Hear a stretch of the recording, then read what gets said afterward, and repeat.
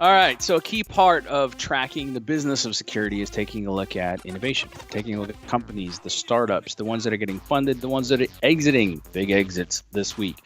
Right, so the exit is when the company is sold, or I guess when they get acquired or they no longer exist.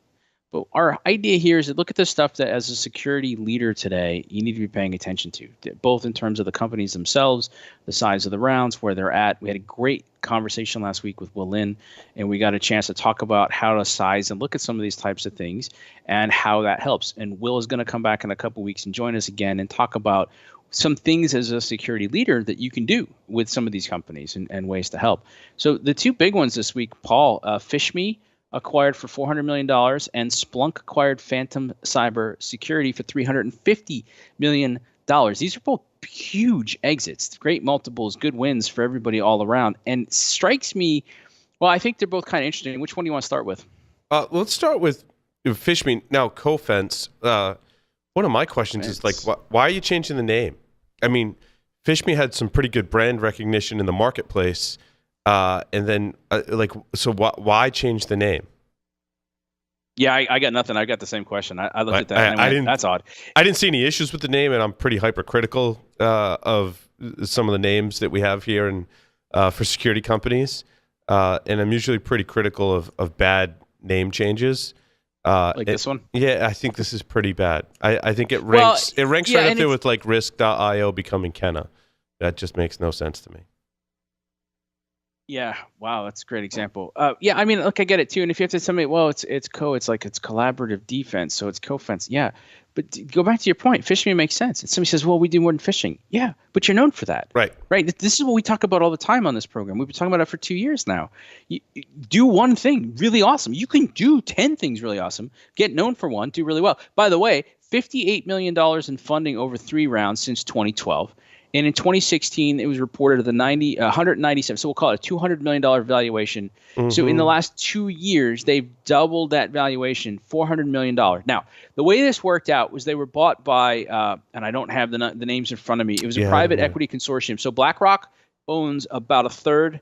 And this other one, and I don't want to get the name wrong, this other group came in. I don't track them as closely. I will. I'll pay more attention now. Here's my take on it, Paul, because this is a big private equity play. So private equity, right? Typically, they're going to come in. They're going to do one of 3 things. They're going to buy you because it's going to be good money for them, and they're going to use it to make money. $400 million? Yeah, okay. No, there's something else at stake here, I think. They can buy you because you're fundamentally broken, and they're going to try to help fix you. I don't see any signs of that with PhishMe. Or they're going to buy you because they see a longer game here, and they think that with the right strategy, the right integrations, the right elements, and the right money to fuel that growth, right? A VC is typically going to look for an exit in like 5 years. PE, they can hold longer. They're less worried about it. And if you go look at the fact that Barracuda recently, backed by Thoma Bravo, went private again, and then started going on an acquiring spree, including buying companies that were competitors to PhishMe. In fact, I would say since the beginning of the year, we've seen 2 PhishMe competitors get snapped up by companies in these private equity modes. I think this is setting us up for this type of service is a feature, not a product. Mm-hmm. And I think we're going to see PhishMe, now Cofense, integrated into something in the future. You see it different? No, I agree with your assessment there. But by the way, then, folks, if you're watching at home, I think that's worth watching. And if you're one of their customers, chances are you are. Let us know what you think. Let us know what you think of the name change. Let us know what you think of the move. Scared, excited, or what? All right, Splunk, Phantom Cybersecurity, $350 million. So Phantom Cybersecurity since 2015 has had 3 rounds. So that's pretty aggressive in terms of the raise. But only $22.7 million acquired for $350 million. That is a fantastic exit. And they went to Splunk. That seems like a really smart move to me. So Phantom Cyber, they were in that orchestration and automation side of things. And I feel like for Splunk, right, a lot of people they'd get Splunk and then they'd figure out their own orchestration and automation. Now you've got a whole bunch of other companies breathing down their neck. This, to me, feels like a smart move for Splunk. Both short-term and long-term, to stay competitive and viable against other people. No, it certainly is. Yeah, and this category has really been an interesting one one of the more interesting ones to track, in my opinion. And for me, it started about a year ago when I started tracking a company called Command, who was then acquired by Rapid7, which I thought was also a very smart acquisition. Now you're seeing SIM companies like Splunk gobble up Phantom Cyber because, well, I've got Splunk, I've got all this data, I need to act on it. How do I put together that process of people and technology around it? Now I got to go buy a Phantom. Well, why don't you just make it one-stop shopping for Splunk? That's interesting. I think Rapid7 was a pretty similar reason for acquisition. But you also see a large company such as ServiceNow build that into their product on their own. So it wasn't through acquisition that they got this SOAR, or security orchestration and automation, in response, right, which is the R. They just kind of built it right into their product based on their knowledge, which I think is pretty cool. ServiceNow and Rapid7 are both sponsors of the Security Weekly network. So just full disclosure. When you take a look at ServiceNow, because I've been talking to them for a couple of years, what I think that they did was nice, because I'd always say, okay, well, did you guys just do this because it was opportunistic? No. Michael, our customers have been begging us for this. Yes. And so we went out and we did it. And so they've been building it in more and more. And what I've always looked at is, if you're in a large organization today, the likelihood that you have ServiceNow is pretty high, in which case you should be talking to whoever owns that agreement and figure out what you need to do to get the security stuff included in it. It's a quick win for you, not expensive necessarily to your budget, and you're pulling to the tools everybody else already has. So if you're Splunk, and I would say they're the category king. If not, they're certainly well known and well established in it. This is a good move. And this is their biggest buy so far. Now, what's interesting is we'll see more. The plot thickens, because there's an entire subsection now of this. Well, really two subsections. So I don't know a whole lot about Demisto, but they're also in this space. They have not been acquired. And I'm a little uncertain on their background and how it was built, and I'll have to do some research and report back for our listeners. But there's another 3 companies that are have a foot in this space, so to speak, and that's DF Labs, D3, and Resilient. Now, Resilient got bought by IBM, and largely they were incident response management. DF Labs and D3 do that, plus some case management. And I had to really, this week, spend some time thinking about some of the differences there. Case management is there's some kind of compliance or legal driver to your investigation where you have to present evidence. Incident management is you're just tracking an internal incident. So born out of that combination, they've started adding automation and orchestration. And they're also playing in this market with a slightly different focus on forensics and incident response, which I think would be interesting to see how this further kind of plays out. So it's interesting that there are a number of different companies in this space that got acquired by different large organizations that have added on this functionality in an entirely different subsection that's dipping its toe in the water as well, which is why I think this was such a fun, it is.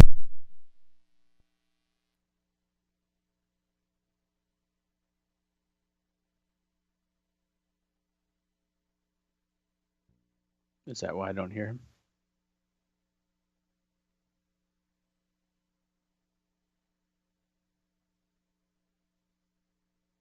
Okay.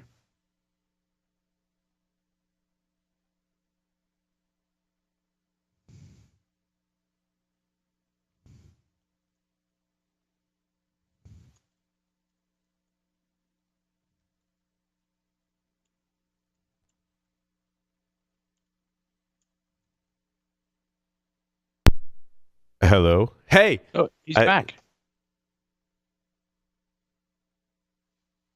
We didn't lose power. We had some kind of weird power. Hey, we're back. We had a little power. That was super weird. Little power fluctuation there. Anyway.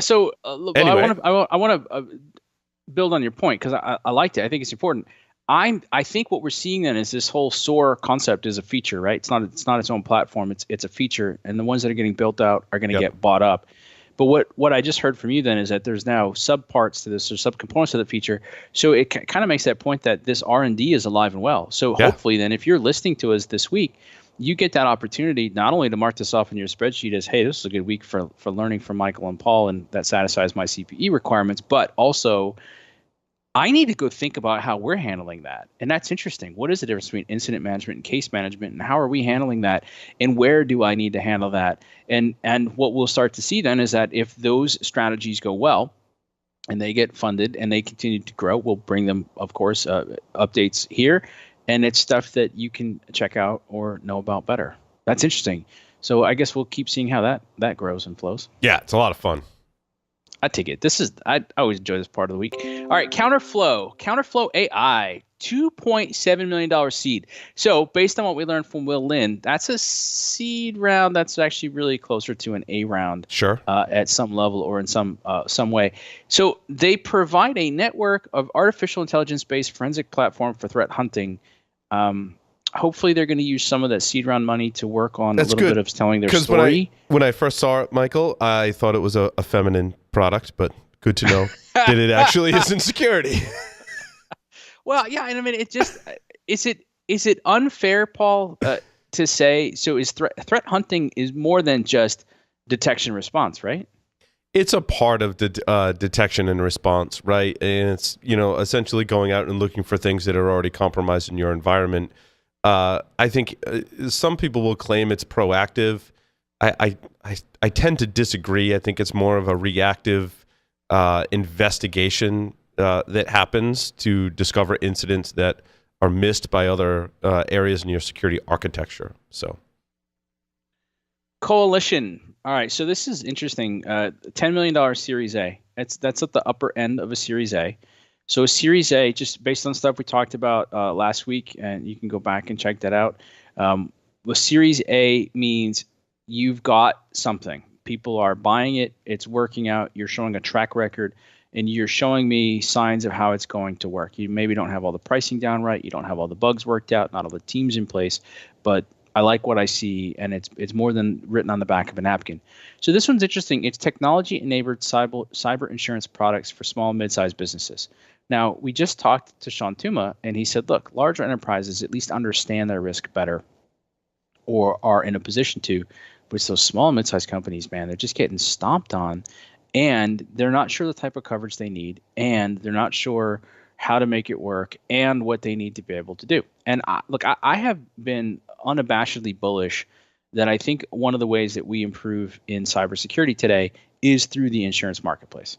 Because the better we do at collecting data on the way in at the time of underwriting, and the better we do at collecting data at the time of a claim, and the better we start analyzing that data, the more we'll see the stuff that actually works, and we get out of dogma and into evidence. And I think this is a way to do it. So this is one of those things I'm going to be interested in. And then I dug into it a little bit more, and I found this one line. The company's insurance products are backed by Swiss Re and Argo Insurance. So those are not small names. So it's interesting. So it's a big raise. It's an interesting thing. I think their website, what does it say? Cybersecurity solved or something? Yeah, cyber risk solved. I don't think anybody considers it solved. I think, though, it's an interesting thing to look at, and I'm going to keep an eye on them just because I think it's a fascinating area. Absolutely. CyberX, $18 million Series B. So for that size, that means that they pretty much have their stuff figured out. Probably going to do some more tweaking, and they're really ready to get to market. They're about ready to hit their growth phase. And if you dig into their press release on it, it says, in addition to continuing its expansion, they'll use the additional funding to drive international growth and to expand its ICS product development, security research, and threat intelligence teams. So that's about what we would expect, building out the rest of the team out of Series B. So they're about right. They are the industrial Internet of Things, and they're definitely playing around with ICS, power grids, power systems, water supplies, those types of things. We could have used them a few moments ago when we had some kind of weird power thing took up on microphone. Well, I'll tell you, we're seeing, Sean brought up, everybody blaming the Russians. Blame the Russians, but we're seeing a lot more it was Russian attacks. Hackers that got into our studio and took out our power momentarily. Pretty sure it was, and we needed something like this. We're seeing a lot of. I think this is the third or fourth company this year to raise money, a fairly large B or C round going after this particular topic. So, by the way, where I'm going to be curious to keep watching this then is we keep saying, well, what's going to happen with IoT?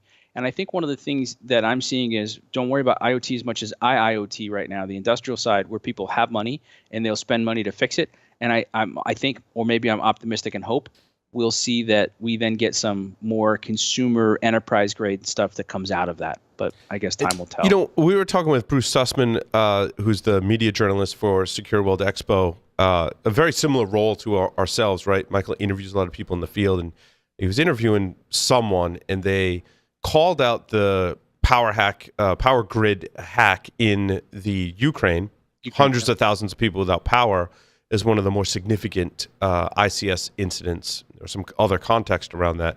But I really, truly believe that incident has kind of fueled that industrial control system security industry to where we see money being dumped into that industry because every country in the world, has this problem. People need power, and they have to secure it. And not just power, but all industrial control systems. So I think that incident really kind of I think as security professionals, we look for that, or we expect that when there is a big incident that changes will happen, and we're still very reactive. I think we like to think that we're going to be more proactive and caution people and fix things before things like 100,000 or more people are without power, but sometimes it doesn't always happen that way. Well, no, I think it's a good point. And what's interesting as somebody who's done some work in the power industry is, they're worried about all sorts of stuff. And some of those transformers, like some of them are a couple $100,000 each. Some of them are $1 million each. A couple of them, 24, 40, 50, $60 million each. Wow. By the way, you can't run down to Home Depot and pick one of those up. And that's capital intensive. So when they look at risk, they're not just looking at cyber risk, they're looking at the whole thing. But what's also started to happen then is the way that we manage it. We always lament, well, this system that we put in 1995. Yeah. By the way, in 1995, it was a guarded literally with guards, guns, and dogs system that wasn't connected to the internet. But now the way that we've updated our ability to manage it and the desire to manage things remotely and stuff, we've connected it. Well, guys, we're connecting this stuff that was developed 20, 25, 30 years ago. I don't mean to be rude, but what did you expect to happen? And so now we're going to see where these things start to change. What I always look at with that, though, then is to say the lesson from this isn't people are stupid. The lesson is when you're spending hundreds of millions of dollars on a system and you're expecting a 20-year life out of that system, then you've got to either box your decisions and predicate it on that, or we need to go back and look at it and say, those are BS assumptions. I cannot predicate that I will do this, right? We're seeing the average end of life for a software is 10 years. And then they'll hem and haw and they'll extend it for a year or two. That's it. Okay. So if we're trying to build a projection on a 20-year return, but the reality is in 5 years, it'll be out of date. And in 10 years, it won't even be supported. No, that's probably not a good, that's not a good assumption for us in our models. And we need to push back on those models. And I can see it now. The economist people going, oh, it's going to make it too expensive. Then we need to come up with better solutions or come up with something else. But, we're deluding ourselves, and then we're kind of surprised when these things happen. All right, BugCrowd, $26 million Series C. It's fantastic. By the way, I love BugCrowd's definition on Owler. Crowdsourced security testing platform that allows businesses to connect, integrate, and manage vulnerabilities. I'm not sure about the manage part, but the crowdsourced security testing platform, I love, this bug hunting concept. In general, when I look at the marketplace, but what I've always called it is on-spec testing. It's you're basically saying, here's my stuff, go ahead and test it, and if you find a problem, I'll go ahead and I'll reward you for that. I love it. I think it's great. I think pretending it's something other than that is a little dangerous. And so I was really kind of I found it refreshing. They're at about $51.6 million over 3 rounds since 2015. So again, pretty aggressive raising. And I think that what we're looking at, there's so much confusion in industry today. There's so many lines of code that this is so dependent for so many businesses. I think that there's a bright future here. Here's my question, Paul. Does this become a feature, right? So we look at CA bought Veracode. So does then CA want to get a BugCrowd too and pull them up? Or does this go to an IBM or does an HP? Because, at this raise, you're getting bigger and bigger. So your number of exits gets smaller and smaller. Do you see this type of thing, right? This market making and this market inefficiency correction as being standalone? Or do you think ultimately this becomes a way of other existing platforms? I think, so here's my, and I haven't thought a lot about this particular aspect of it. However, and I don't know if BugCrowd's going to really like this kind of description, but I look at these crowdsource bug bounties as insurance. And I think insurance is, for all the parties interested, probably best suited to having a third-party provider. I'm sure some companies do their own bug bounties, but BugCrowd provides, I think, a very valuable service in brokering all of those connections. And I think, I don't know, I think to a certain extent, Michael, they do allow you to manage those vulnerabilities and manage your program. I think it's a very valid service. And I look at it as kind of like an extension of insurance. In other words, I know people are going to be curious and they're going to maybe find some vulnerabilities in my public-facing stuff. And so rather than let them out there and do whatever they feel they're going to do on that particular day when they find a vulnerability, let's give them a formal program where we pay them for their work. I think that model works. And I think if you look at it as insurance, it's a standalone industry in business because there's no conflict of interest there, right? I think if you looked at it at insurance, it would almost make it more ripe to be taken over. I just want to point something out because I actually don't. I think we're largely in agreement. I kind of studied insurance for years. So the classic insurance basically says that there's a risk and I can transfer that risk. And so so a classic insurance says that the risk of something happening to you is high impact. If it happens, it's bad. Mm-hmm. But the likelihood of it happening is pretty low. Right. And therefore I can spread that out over a pool of people and I'll manage that and then I'll make money on the difference and then I'll invest that money and then we all do really well as a result. But what I think is correct is that so when I say it's on-spec testing, if you look at the software, I'm happy to admit I'm not myself a coder, but I've been part of plenty of software development projects. And there's a whole business analysis up front side to it. There's a whole testing piece to it. And testing is hard and testing is expensive. And so what happens is we run it through the rigor that makes sense for us, hopefully, and then we push the code out. What I see this as saying is, by the way, if we missed anything, you have at it. I don't pay you unless you bring something to me that's actually valuable to me. So now you've got potentially, I don't know, tens to hundreds of people looking at your stuff, trying to find something that you missed in order to get a reward. The risk versus return for you is fantastic, as it is for some of them. And that's where I think we're going to see the marketplace will iron itself out. We've seen people say, wait, hold on. I found this and you want to give me a T-shirt? Screw you. Yeah, fair point. There's certainly right? a right way and a wrong way to do it. Yeah, well, and that's why I talk about marketplace inefficiency. I think that if we look at it as testing, we're good. Now, it's interesting. I'll keep thinking about it. It could be an extension of insurance in terms of helping me understand and discovering what I didn't already know. In which case, then I would argue this very much becomes a feature, and whoever buys these things first is going to have access to a ton of data. I mean, I could just see it now. If I'm helping you manage this better, but we're getting a profile and a picture, my instinct is I can better tell then the types of coding techniques that you're using, the types of testing that you are and aren't doing, the types of things that you could fundamentally take a look at. And depending on where or how I'm positioned, I can either sell you a product to mitigate against those risks, or I can sell you a product to help you alleviate those risks, or I can train your team or what have you. So it's I'll be curious to see where it goes, but congratulations to BugCrowd. That's a fantastic raise. As a closing point, insurance as like the English word, not necessarily something that you might go by, right? When I look at IoT, consumer IoT companies, they were getting sued by the FTC, and a lot of them adopted a bug bounty process after that, or saw that happening to some of their competitors. Somebody had a bug bounty process, so I think it plays into some of the compliance and regulatory requirements to say, point. Well, I did some of my due diligence was I had a bug bounty program that where people could level of security. Yeah, exactly. Yeah, I've done that reasonableness, right? Yeah. No, that actually makes a lot of sense. Last thing on the week, and I just want to point it out for a couple of reasons because I feel like a show for us isn't complete if we don't mention Shark Tank.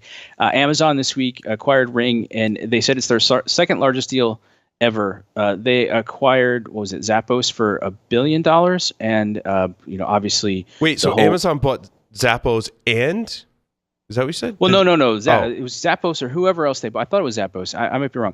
The two biggest acquisitions were like $1.2 billion, and then the Whole Foods like 13 point whatever billion dollars acquisitions. Mm-hmm. This is considered the second largest acquisition Amazon's ever made. So the valuation is a little bit over $1 billion for Ring, for connected doors. And so people look at that. So first of all, when they started out, it was what called Doorbot on Shark Tank. I actually vaguely remember this. Really? Everybody passed. I don't remember seeing them on Shark Tank, which is kind of interesting. And this was back when I was more fervently watching it. And the only one who did anything, Kevin offered, the classic Mr. Wonderful, deal. I'll give you a royalty deal. They said no thanks. They went on and they got a bunch of private investment afterwards, and they raised up. They did really well. I think this is more interesting. So was it Blink that Amazon recently acquired as well? Yep. So now they're looking at connected doorbells. Ring, Media, Blink, Whole Foods, GameSparks, Body Labs. Those are some of their acquisitions. Recent acquisitions. Yeah. So when you start looking at it and you look at them getting into the delivery business and you look at them taking a look at, and we've talked about it across multiple shows on our network, the delivery services and putting the cloud cam in your house and being able to remotely unlock your door, and people loving it and most people hating it. Well, wait, now they're buying the doorbells. Now they're buying the stuff that works with Alexa. Blink is what I thought, Wi-Fi home security cameras. And now Ring, which also has not just the doorbell, but Wi-Fi home security cameras. Mm-hmm. Amazon also has their own line, right, of these similar style devices that integrate with their, I won't say the word, platform, right? Which is kind of interesting. But Ring, for me, looking at it from a security perspective, I liked their approach to security, as they had a pretty significant security incident. At least it was widely publicized, and allowed you to an attacker to bypass certain things and get your Wi-Fi password and things like that. They push an update out to all of them. So when we talk about IoT security, Ring was always kind of on the forefront of my brain as a company that did it right. Doing it right. Yeah. And so my optimist in me, whatever's left after all of the curmudgeons that I hang out with, but is that they'll apply that same strategy to the other platforms of Blink in their own and merge that together into one cohesive platform. That, wow, in like a utopian society, I can go to Amazon and buy a home security system and components that all work together and are secure and usable. Wow, that's a three-legged stool we never get. Well, yeah, and so if you look at it, right, I mean, Google's done the same thing. They bought out Nest, and they bought all the other stuff, and we see Apple making all these types of acquisitions. It's not a surprise that Amazon's doing the exact same thing. Right. I just think that when we take a look at what Amazon's already disclosed publicly and the things we've watched them do, like this is, I think it's great. I just think this portends of more. And so, again, if you're in security today, take Paul's advice and say, wow, I like the way that they were doing it. And by the way, they did really well. So this is a week of great exits. I mean, great raises, great exits. It's a great week for security for everybody. So I'm glad everybody got a chance to join us here. On a final note, Michael, on Ring, I think it's kind of interesting is many people have expressed to me frustrations with delivery services, USPS, FedEx, UPS. You've had your own struggles, Michael, right? I've been on that train. Yeah, we have our struggles as well, being a business, having packages delivered. Other people who are business owners and delivered to their home, not just for security, but using it as almost leverage to say, well, you said that the business wasn't open, but I have a Ring doorbell, and dude, like no one even pulled in the parking lot at the time you said you were here. It'd be interesting if, and it's in Amazon's best interest, which I think also probably fueled some of this purchase. It's in Amazon's best interest to make sure that all the delivery services are doing their job at a spectacular and amazing level, right? And Ring could actually have some leverage to do that. So I think it's very strategic for Amazon. That's amazing. That's a great insight, Paul. That's a really good insight. Again, in my utopian society where all delivery services actually deliver my packages on time and without incident. What they expected. That utopian world, Paul. I want to live there with you. I know, right? Everyone wants to come to my utopian world. Well, hey, I'm in. Sign me up. Things are convenient. Right, folks, they're secure. They're usable. Thanks, Michael. He's at Security Weekly. You can catch me at Catalyst if you do the Twitters. You can find us on LinkedIn or Facebook. Let us know what you thought of the week. Segments you want us to cover. Things you want us to do. Until then, we'll see you next week, 1 p.m. Eastern for our next live show, Business Security Week. We've got 2 great guests lined up. So it's going to be a busy week. And, of course, we'll track the innovation for you. Be safe and be reasonable with your security.